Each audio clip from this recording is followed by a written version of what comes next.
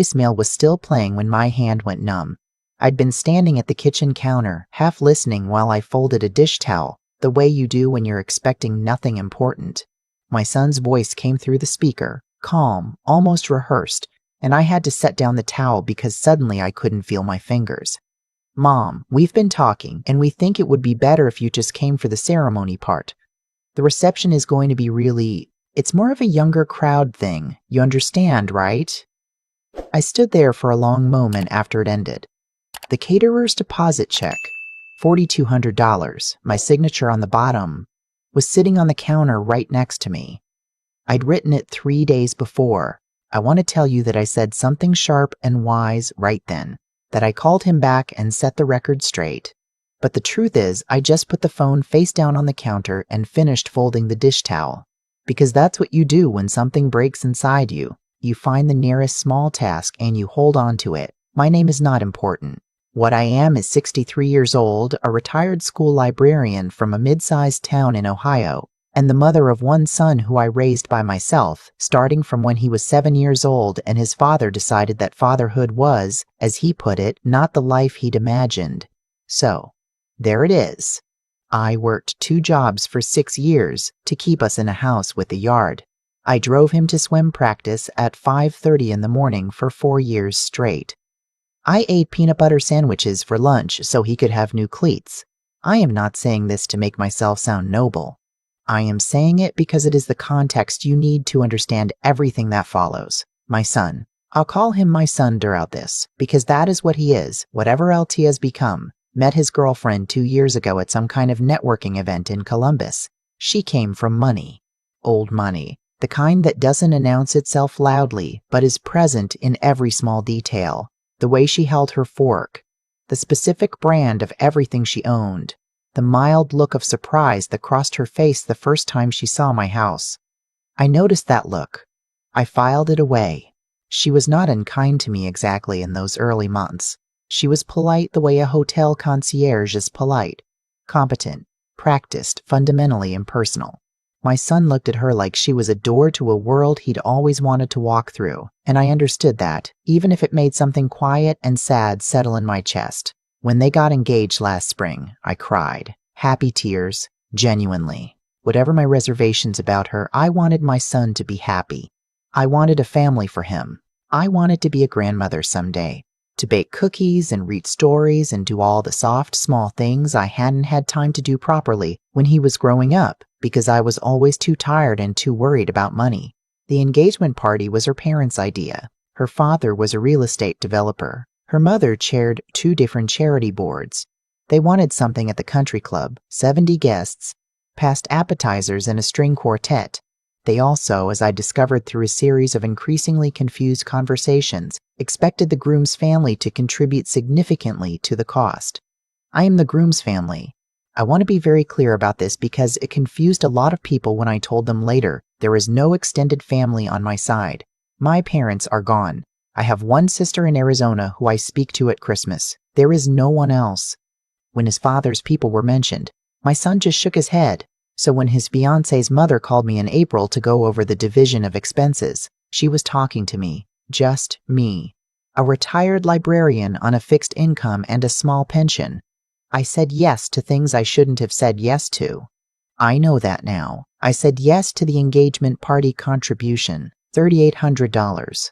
I said yes to the rehearsal dinner, which I was told I was responsible for as the groom's mother, which came to just under $11,000 at the restaurant they chose, not the one I suggested. I said yes when my son called to say they'd found the perfect venue for the wedding, but the deposit needed to be paid by end of week. And could I wire it? He'd pay me back. $22,000. I had it in savings. I had been saving it since he was in middle school, a little every month. The way you do when you are a person who is always afraid of running out. I wired it. I told myself this was love, that this was what you do for your child, that the money was mine to spend how I wanted. And wasn't this what I'd wanted? To give him something I never had, a real start, a celebration? I told myself a lot of things. The wedding was 6 months away when they announced the venue, a restored barn property outside the city, The kind of place with a website full of golden hour photographs and words like curated and artisanal. Capacity for 200. Full catering package. I went with my son to the tasting, and the food was extraordinary. And I sat across from him at that big wooden table and watched him be happy and thought, this is enough. Being here is enough. His fiancée arrived late to the tasting. She sat down, looked at the menu, and said to my son, not to me, did you ask about the upgrade package? My mother thinks we should do the premium bar service. The premium bar service was $4,000 more. My son looked at me. I looked at my water glass. I'll look into it, I said. This was approximately the moment I should have stopped. I can see that now from this side of everything that happened. But at the time I was still telling myself the story where I was the generous mother, the one who showed up, the one who never made her son feel guilty for wanting more than she'd been able to give him growing up. I had so much practice telling that story. So I kept going. I paid for the florist consultation, $350, because it's just an initial meeting, Mom. They all charge for it.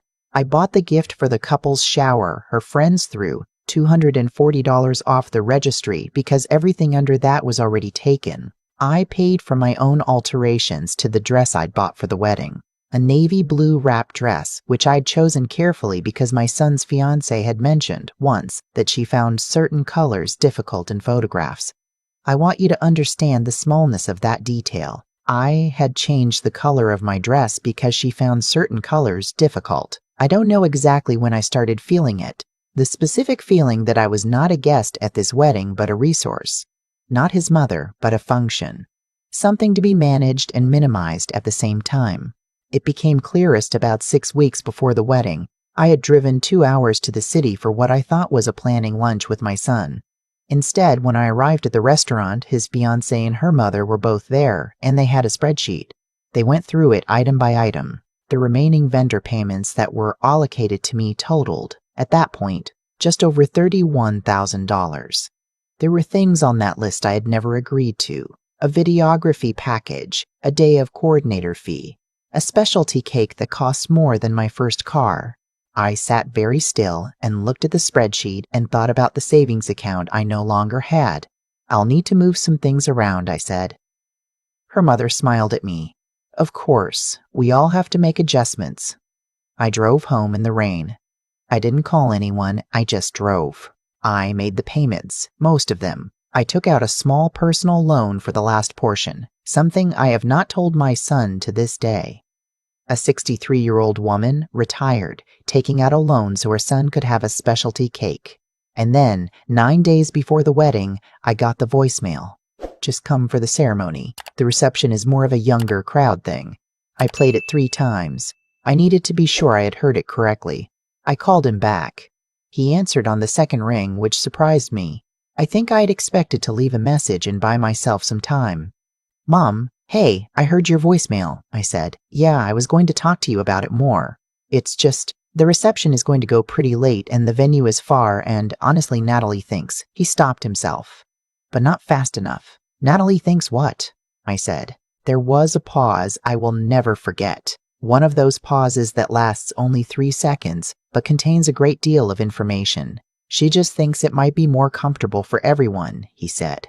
You know how these things can get. I stayed very quiet. Mom, you know I love you. It's her wedding too. And she has a certain vision, and I don't want. You don't want what? I asked. And my voice came out softer than I expected, which is sometimes how the worst things come out. I just don't want it to be weird, he said. You know, I did know. That was the terrible part. I had known for months, and I had kept paying anyway, kept showing up, kept folding myself smaller and smaller so that I would fit into whatever space they had decided was appropriate for me. Come for the ceremony. Sit in the back. Watch from a distance. Don't make it weird. I had a thought then. Very clear, very simple, almost like a voice from somewhere outside myself. You have been so afraid of losing him that you never once asked whether what was left was worth keeping. I understand, I said. I'll think about it. Great, he said. He sounded relieved. He actually sounded relieved. I hung up. I sat in my kitchen for a while. The navy dress was hanging on the back of my bedroom door. I could see it from where I was sitting, a little bit of it visible through the doorway. I got up. I walked to my home office. I opened my laptop and I looked up the number for my bank. I didn't do everything all at once. I want to be clear about that. I sat with it for 2 days. I ate dinner. I slept, or tried to. I went for a walk and looked at the neighborhood I'd lived in for 22 years and thought about what it meant to have given everything you had to a life and a person, and then be asked to come for the ceremony only and then go home. On the morning of the 3rd day, I called my bank. I stopped payment on every check and wire transfer that had not yet cleared. There were 3 of them. 2 vendor payments that had been processed through my account on a delay, and 1 deposit for the day of coordination company that was scheduled to clear the following week. Together they amounted to just over $14,000. Then I called the florist. She was a woman about my age, very professional, and I explained that I was removing myself as the responsible party on the account. There was a long pause and she said, "Are you sure?" And I said yes, and she said she would need to contact the couple directly, and I said that was completely fine. I called the caterer's billing department. I called the venue coordinator, a young woman who was very calm about it, and said this happened more often than I might think. It took most of the morning. I didn't call my son. I didn't send a long letter. I didn't explain myself in real time, which is what I would have done 10 years ago, 20 years ago, rushed to justify and soften and manage his reaction before he even had one. I just made the calls. He called me at 4:17 that afternoon. The conversation was not quiet. He told me I was ruining his life, that I was doing this out of spite, that I had always had a problem with his fiancée, and this was just my way of finally showing it. His voice cracked twice, and both times, something in me pulled hard toward the old pattern. Apologize, take it back, fix it, make him okay. And both times I let the pull pass through me without following it. "You asked me to come for the ceremony and then leave," I said. "I'd like you to think about what that meant to me." "You're making this about yourself," he said. "Yes," I said, "I am." He hung up. His fiancée called 20 minutes later. She did not waste time on preamble. She told me that I had made a commitment, that vendors were now threatening to pull out, that her parents were humiliated, that I was a selfish and destructive woman, and that she had really tried to include me. "You tried to include me. You tried to include me. You've tried to include me," I repeated. "Yes, we wanted you there, just in a capacity that made sense." "A capacity that made sense," I said. "You wanted me there in the capacity of someone who paid for things?" Silence. "I've loved my son for 34 years, I said. "I would very much like to continue doing that. But I'm not able to keep funding a celebration that I'm not actually welcome at. I hope you can understand that." She said several more things. I listened, mostly. And then we said goodbye.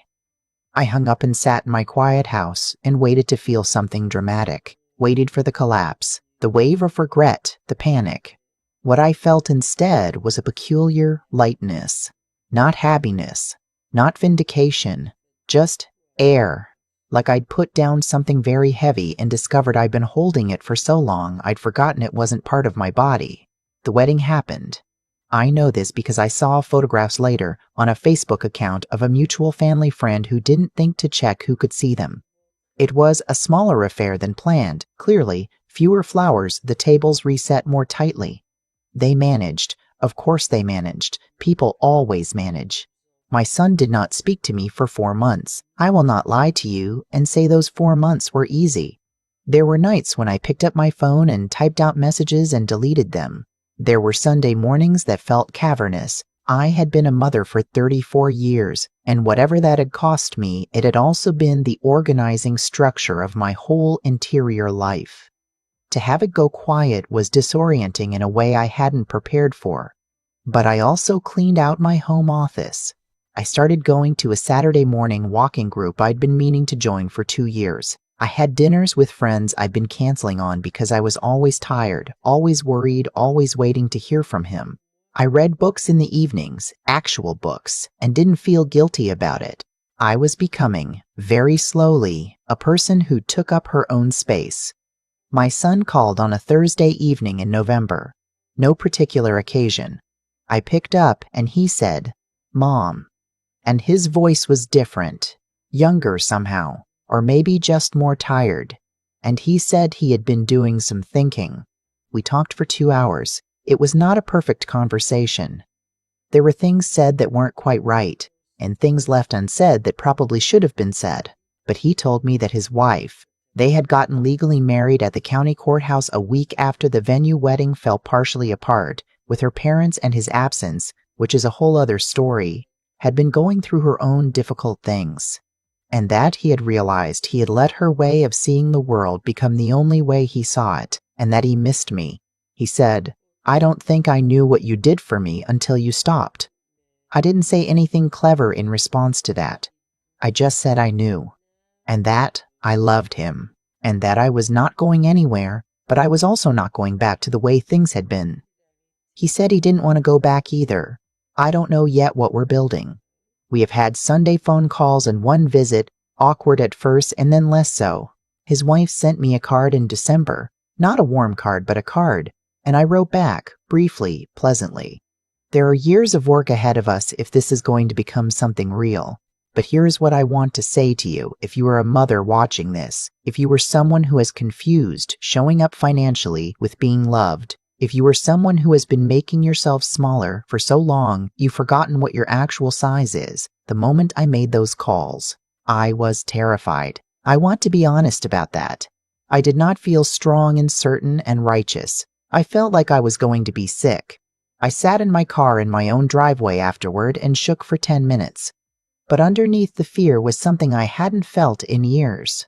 Something that took me a while to name. It was self-respect. Just that. Simple and plain, and apparently something I'd been living without for quite some time without fully understanding what was missing. You cannot love someone well from a position of complete self-erasure. I tried. I tried for 34 years, and all it produced, in the end, was a son who had learned, because I taught him, that I was the person you could ask to come for the ceremony and then leave. I taught him that. I know that now. I am also teaching him something different now. I am 63 years old, and I live alone in a house in Ohio, and I am, for the first time in a very long time, not afraid of taking up space. That is the ending I have.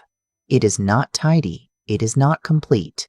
But it is honest and it is mine, and I find, more and more, that I prefer honest things to beautiful ones. Thank you for sitting with me through this. If any part of this story found you, if it touched something you've been carrying quietly, I'd like to hear about it. Leave a comment below. Tell me where you're watching from, and if you know someone who needed to hear this today, please pass it along. I'll be here. I've been sitting with this story for a while now, trying to figure out what it actually taught me. Not the version I would have told a year ago, the tidy version, the one where I'm the wronged mother and everyone agrees I did the right thing. I mean the real version, with all the parts that don't reflect well on me included. Here is what I keep coming back to. I made my son believe that my love had no floor. Not intentionally. I thought I was being selfless. I thought every yes I said, every check I wrote, every time I swallowed my discomfort and smiled across a restaurant table at a spreadsheet I hadn't agreed to, I thought all of it was love. But what I was actually doing, without meaning to, was teaching him something dangerous. I was teaching him that I would absorb anything, that there was no point at which I would say, "This is too much, this is not right, this is not what love looks like." He learned that lesson perfectly, and then Natalie learned it from him. I don't say that to excuse either of them. What they did was wrong. Asking your mother to leave after the ceremony, after she'd emptied her savings account, after she'd rearranged her entire sense of herself around making this day possible. That is a specific and serious kind of cruelty, even if it didn't feel that way to him when he said it. But cruelty doesn't always come from malice. Sometimes it comes from never having been taught where the line is. I never drew the line, so he never learned it existed. That is the part I have to own, the part that keeps me up some nights, not in agony the way it used to, but in a quieter, more honest discomfort. The kind that comes with actually seeing yourself clearly. What I know now, and I mean know in my body, not just in my head, is that self-erasure is not a virtue. It feels like one when you're in it. It feels like sacrifice and generosity and good motherhood. But what it actually is, over time, is a slow abdication. You disappear a little at a time, and the people around you get used to the space you vacated, and eventually they stop noticing you were ever fully there. The moment I made those phone calls, something shifted that I don't think I can fully put into words. It wasn't triumph. It wasn't even relief exactly. It was more like recognition. Like I had finally done something that matched what I actually believed about my own worth. And the fact that it took until I was 63 to do it, the fact that it required being told to leave after the ceremony before I found that in myself, that is something I will spend a long time thinking about.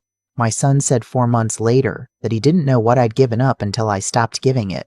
I think that is the truest and saddest thing anyone has ever said to me.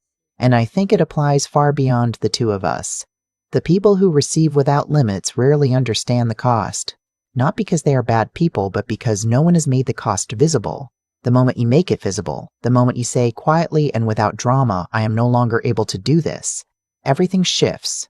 Sometimes it shifts badly and things break that don't come back.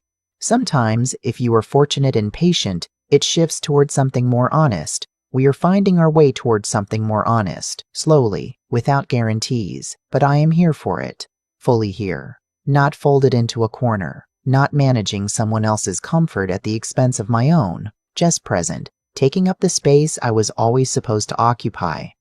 That, I think, is what I was working toward the whole time. I just didn't know it yet.